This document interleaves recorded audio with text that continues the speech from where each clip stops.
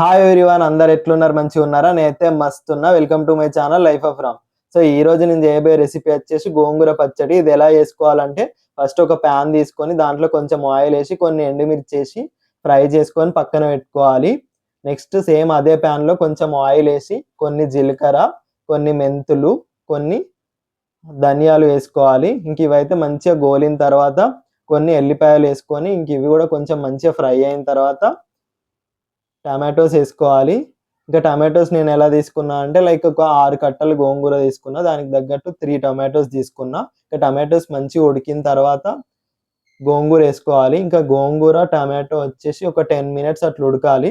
ఇంకా ఉడికిన తర్వాత కొంచెం పసుపు వేసుకోవాలి. తర్వాత ఒక 2-3 మినిట్స్ మంచిగా ఉడికిన తర్వాత ఇది పక్కన పెట్టుకోవాలి.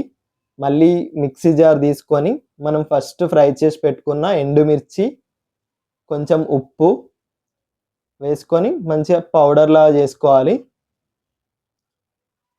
దీంట్లోనే కొన్ని ఎల్లిపాయలు వేసుకొని మళ్ళీ గ్రైండ్ చేసుకోవాలి. ఇంకా మనం ఫస్ట్ ఉడకబెట్టుకున్న గోంగూర దీంట్లో వేసి మిక్సీ చేసుకోవాలి. నెక్స్ట్ ఒక ప్యాన్ తీసుకొని దాంట్లో కొంచెం ఆయిల్, కొన్ని జీలకర్ర, కొన్ని ఎండుమిర్చి, కొన్ని ఎల్లిపాయలు, కొన్ని కరివేపాకు వేసుకొని ఇంకా ఇది పోపు వేసుకోవాలి. మనం మిక్సీ చేసుకున్న పేస్ట్ దీంట్లో వేసుకోవాలి. ఇంక ఇప్పుడైతే ఫైనల్గా గోంగూర చట్నీ అయితే రెడీ అయింది. చూస్తూనే అసలు నోరు ఊరిపోతుంది. ఇప్పుడు నేను కలుపుకొని తింటా.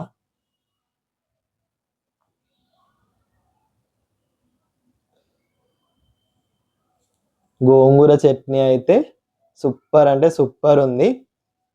ఇంకా మరిన్ని మంచి రెసిపీస్ కోసం నా ఛానల్ అయితే లైక్ చేసి, సబ్స్క్రైబ్ చేసి, షేర్ చేయండి. Thank you so much.